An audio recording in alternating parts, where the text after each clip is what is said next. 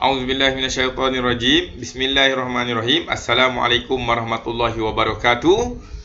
InsyaAllah berjumpa lagi dengan Ustaz untuk pendidikan Islam tingkatan 4, pelajaran 8 hadis, iaitu hadis pertama dalam buku teks pendidikan Islam, muka surat 50 hingga muka surat 60. InsyaAllah, marilah sama-sama kita bincang pelajaran hadis ini. Dah baca doa? Alhamdulillah. Baca doa dahulu.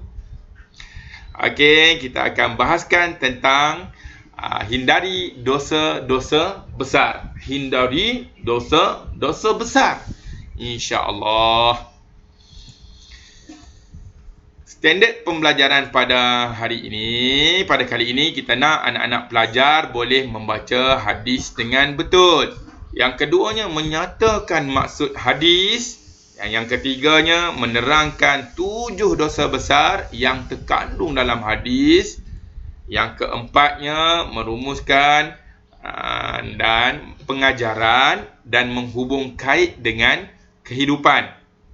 Yang kelimanya meninggalkan dosa besar yang kita bincangkan secara beradab dan istiqamah. InsyaAllah, amin ya rabbal alamin. Sama-sama kita menghindari 7 dosa besar yang akan kita bincangkan.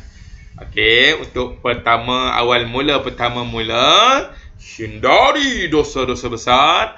Marilah baca hadis dengan betul, dengan mengikut bacaan Ustaz. Anak-anak pelajar boleh ikut bacaan Ustaz secara di rumah. Bismillahirrahmanirrahim. An Abi Hurairah radhiyallahu anhu anin nabiyyi sallallahu alaihi wasallam qala ijtanibus sab'al mubiqati. Qalu ya Rasulullah wa ma hunna?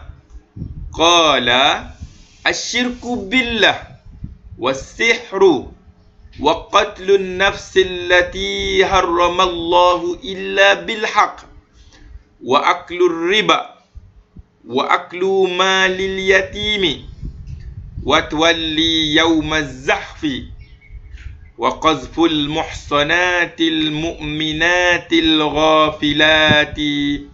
Muttafaqun alaih. Dah ikut? Alhamdulillah. Kita baca lagi sekali. Baca hadis dengan betul dan fahami apakah maksudnya. Mari kita baca lagi sekali bersama-sama dan kita cuba fahami maksudnya secara ringkas.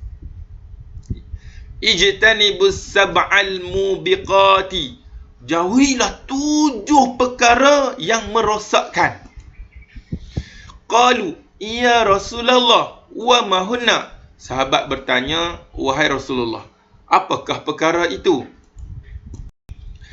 Qala asyirku billah was-sihru. Baginda sallallahu alaihi wasallam bersabda, syirik kepada Allah dan sihir.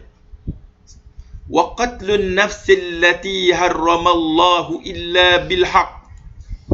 Dan membunuh jiwa yang diharamkan oleh Allah Subhanahu wa taala kecuali dengan kebenaran. Wa aklur riba wa aklu malil yatimi. Dan makan riba dan makan harta anak yatim. Wa tawalli yawmaz zahfi. Dan lari daripada medan perang. Wa qazful muhsanatil mu'minatil ghafilati. Dan membuat tuduhan berzina terhadap wanita yang beriman. Itu dia, kita telah baca hadis bersama maksud. Sekarang kita tengok apakah yang nak dihalatkan 7 dosa besar. 7 dosa besar yang terkandung dalam hadis yang sama-sama insya-Allah kita tinggalkan apa yang Nabi Muhammad sallallahu alaihi wasallam melarang kita untuk melakukannya. Dia berada di ranking yang pertama, syirik kepada Allah Subhanahu wa taala. Nauzubillahi min zalik. Yang keduanya sihir. Yang ketiganya membunuh. Yang keempat, makan riba. Yang kelima, makan harta anak yatim. Yang keenam, lari daripada medan perang. Yang ketujuh, menuduh perempuan yang beriman dan suci berzina. Yang ni dalam had disebut qazaf. Ada tujuh dosa-dosa besar yang kita akan bahaskan satu demi satu, insya-Allah. Kita pergi yang pertama, iaitu syirik kepada Allah Subhanahu Wa Taala. Syirik ialah dosa besar yang paling besar. Yang paling besar firman Allah Subhanahu Wa Taala, a'udzubillahi minasyaitonir rajim. Innasyirka lazulmun azim. Suratul Luqman, surah yang ke-31 ayat ke-13. Maksudnya, sesungguhnya perbuatan syirik itu ialah satu kezaliman yang besar. Ini berdasarkan ayat surah Luqman. Jadi kita tengok apakah maksud syirik. Selalu dengar syirik. Syirik besar, syirik kecil. Syirik terbahagi kepada dua. Syirik jali, iaitu nyata, jelas. Kemudian syirik yang kedua, syirik khafi, tersembunyi, halus, kan. Kita tengok yang pertama, syirik jali, iaitu menyekutukan Allah Subhanahu Wa Taala dengan sesuatu pada zat, pada sifat dan af'al, yakni perbuatan. Kita menyekutukan Allah Subhanahu Wa Taala dengan sesuatu pada zatnya, pada sifatnya dan pada af'al, yakni perbuatan secara jelas, secara nyata. Contohnya, menyembah berhala, ataupun kita menyembah benda-benda lain, menyembah kubur, menyembah pokok, mana secara nyata, secara jelas. Contoh yang kedua, meyakini Nabi Isa alaihissalam sebagai anak Tuhan, atau mana-mana manusia lain sebagai Tuhan. Ada benda-benda lain kita yakini bahawasanya ia adalah Tuhan. Contoh yang ketiga, meyakini alam ini dikuasai oleh selain Allah. Ada makhluk lain, ada kuasa lain yang menguasai alam ini, yang menyebabkan, yang memberi kesan merosakkan akidah kita. Na'udzubillahi min zalik. Hasbunallah wa ni'mal wakil. Kita pergi yang kedua, syirik khafi. Syirik khafi iaitu tersembunyi atau disebut dengan syirik halus, iaitu melakukan sesuatu amalan bukan bertujuan kerana Allah Subhanahu Wa Taala. Melakukan sesuatu amalan bukan bertujuan kerana Allah Subhanahu Wa Taala. Contohnya, melakukan solat kerana mengharapkan pujian manusia, yakni riya. Melakukan, kalau tak ada orang tak nak solat, kalau tidak ada orang tak nak solat. Kemudian, berasa hebat dengan amalan sendiri. Rasa hebat, rasa banyak amalan. Dalam istilah lain, rasa ujub. Alhamdulillahi Rabbil Alamin. Rasa hebat, kan. Yang ketiganya, sombong dengan kelebihan duniawi yang dilakukan. Allah memberi kita kelebihan-kelebihan di dunia. Allah memberi fitnah kepada kita. Kita rasa takabur dalam kelebihan-kelebihan dunia yang kita boleh lakukan atau apa yang kita dapat. Dan istilah lain, takabur. Riya, ujub, takabur, yang mana memberi kesan merosakkan pahala amalan. Akhirnya apabila kita dibangunkan di mahsyar nanti, mendapat buku amalan, kenapa ni amalan kita kosong, muflis? Rupa-rupanya telah mengandungi syirik khafi yang menyebabkan rosaknya pahala amalan. Hasbunallah wa ni'mal wakil. Kita pergi yang kedua, iaitu sihir.